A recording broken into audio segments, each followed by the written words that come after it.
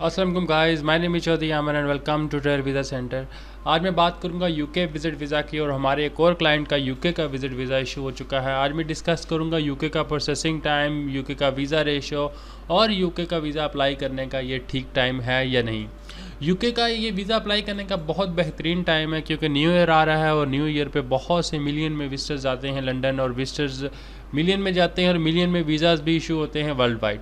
तो ये बहुत बेहतरीन टाइम है अगर आप यूके का विज़िट वीज़ा अप्लाई करना चाहते हैं। यूके का जो प्रोसेसिंग टाइम है वो 30 से 60 दिन के दरमियान है। जो अच्छी प्रोफाइल होती है उसको 30 दिन में, 35 दिन में, 40 दिन में वीज़ा इशू हो जाता है। और जिस प्रोफाइल पे थोड़ी सी स्ट्रेट फॉरवर्ड नहीं होती है, डाउट होता है, उसकी वेरिफिकेशन चलती है तो वो 60 दिन तक चला जाता है। वीज़ा टाइम, प्रोसेसिंग टाइम 60 दिन तक चला जाता है। और अगर आप लोग प्रायोरिटी वीज़ा अप्लाई करते हैं तो 8 से 10 दिन में उसका रिप्लाई आ जाता है। अगर आप जानना चाहते हैं कि यूके का वीज़ा रेशो कैसा है, तो यूके अगर आप अपनी प्रोफाइल को मेंटेन कर लेते हैं, आपकी बैंक स्टेटमेंट मेंटेन है, अगर आपकी होम टाई स्ट्रॉन्ग है, आपका पर्पज़ ऑफ विज़िट क्लियर है, तो आप यूके का वीज़ा आसानी से ले सकते हैं। फ्रेश पासपोर्ट पे भी वीज़ा यूके का इशू हो सकता है। अब बात करते हैं कि किस तरह की प्रोफाइल्स होती हैं। प्रोफाइल्स हमेशा दो तरह की होती हैं, एक होती है बिज़नेस प्रोफाइल, एक होती है सैलरी प्रोफाइल। ठीक है, बिजनेस प्रोफाइल में क्या होता है कि दो अकाउंट्स हमेशा होते हैं और मेंटेन अकाउंट होते हैं तो वीज़ा इशू होता है, और सैलरी प्रोफाइल में एक अकाउंट होता है और वो मेंटेन अकाउंट होता है तो वीज़ा इशू होता है। फॉर एग्जांपल, अगर आपकी 2 लाख रुपए सैलरी है तो आप 50,000 रुपये मंथली खर्च करते हो, 1.5 लाख सेविंग है, और 6 मंथ तक वो 1.5 लाख आपके अकाउंट में सेविंग होती रहती है, और 6 मंथ बाद आप यूके का वीज़ा अप्लाई करते हैं और ये शो करते हैं कि आप 1.5 लाख यूके में जाके खर्च करेंगे, तो बहुत ज़्यादा चांस होते हैं कि आपका यूके का वीज़ा इशू हो जाए। अगर आपकी इनकम 2 लाख है और खर्चे 4 लाख हैं और आपके अकाउंट में मल्टीपल ट्रांजैक्शन हो रही हैं, तो आप कभी भी ये डिफाइन नहीं कर पाएंगे और कभी भी यूके या कोई भी कंट्री आपको वीज़ा नहीं देगी। मैं हमेशा लोगों को बताता हूँ, गाइड करता है तो स्टेटमेंट के हवाले से अपनी टाइज को कैसे स्ट्रॉन्ग करना है, यूके को कैसे शो करना है। बेसिकली जब आप कोई फाइल जमा करवा रहे हैं वो आपको नहीं जानते, वो आपका कवर लेटर पढ़ रहे होते हैं, आपका वीज़ा एप्लीकेशन फॉर्म मैच कर रहे होते हैं और आपके पेपर्स देख के वो डिसीजन देते हैं कि आपको वीज़ा दिया जाएगा कि नहीं। तो अब जो चीज़ें आपने वहाँ पे लिखी हैं, अगर उनके प्रूफ अटैच नहीं किए तब भी वीज़ा इशू नहीं होता। और अगर आपने कुछ चीज़ें मिस गाइड कर दिया है और वो चीज़ आपकी प्रोफाइल से मैच नहीं कर रही, तब भी वीज़ा इशू नहीं होता।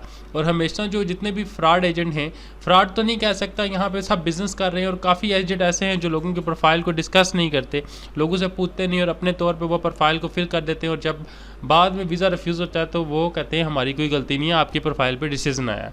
बेसिकली होता क्या है, आप सबसे पहले क्लाइंट की प्रोफाइल को जानते हैं कि क्लाइंट की प्रोफाइल कैसी है, फिर उस हिसाब से एप्लीकेशन बनाई जाती है, उस हिसाब से पर्पज़ ऑफ विजिट बनाया जाता है, उस हिसाब से पूरी फाइल को डील किया जाता है।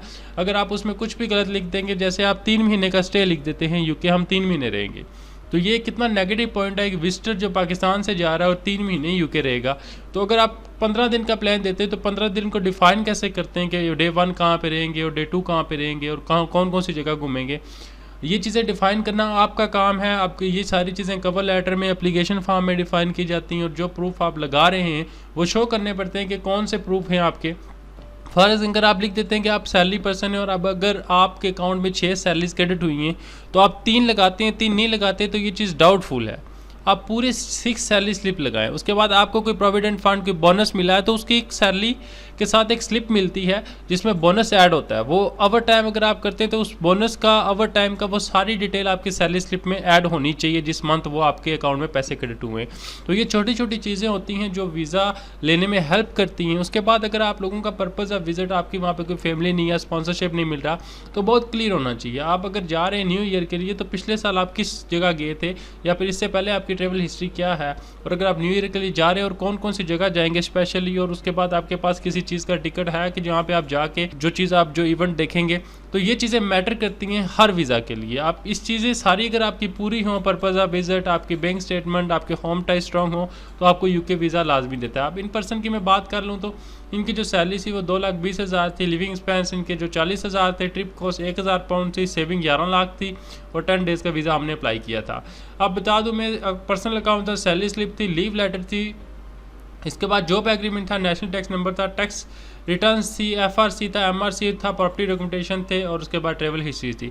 अब मैं बता दूं ये सारे डॉक्यूमेंटेशन सबके पास होंगे। जितने भी क्लाइंट मुझे कॉल करते हैं, प्रॉपर्टी डॉक्यूमेंटेशन भी होती है, MRC भी बना होता है, FRC भी बना होता है, उसके अलावा टैक्स के सारे डॉक्यूमेंट होते हैं, सैलरी स्लिप होती हैं, जॉब एग्रीमेंट लेटर होते हैं, सब कुछ होता है। बट अब उस केस को कैसे हमने रिप्रेजेंट करना है ये हमारा काम है, और यहीं पे एजेंट्स गलती करते हैं, यहीं पे कंसल्टेंट गलती करते हैं, और जिस वजह से वीज़ा रिफ्यूज़ हो जाता है। अगर आपके पास एक प्रोफाइल और बैंक स्टेटमेंट मेंटेन आपके सामने नज़र आ गई है, तो आपको काम बनता है कि उसको उसी तरीके से रिप्रेजेंट करना और शो करना, और क्लाइंट को गाइड करना कि कौन कौन सी एडिशनल डॉक्यूमेंटेशन अटैच होगी जिससे वीज़ा इशू हो सकता है। इन क्लाइंट का वीज़ा इशू हो चुका है। अगर आप में से कोई बंदा यूके का वीज़ा अप्लाई करना चाहता है तो मेरे व्हाट्सअप नंबर पर मुझसे कॉन्टैक्ट कर सकता है। उम्मीद करता हूँ कि आप लोगों को मेरी आज की वीडियो पसंद आई होगी। अगर इस वीडियो से ज़रा से भी हेल्प मिली हो तो मेरे चैनल को सब्सक्राइब कर लें। मिलता हूँ नेक्स्ट वीडियो में, दुआ में याद रखिएगा।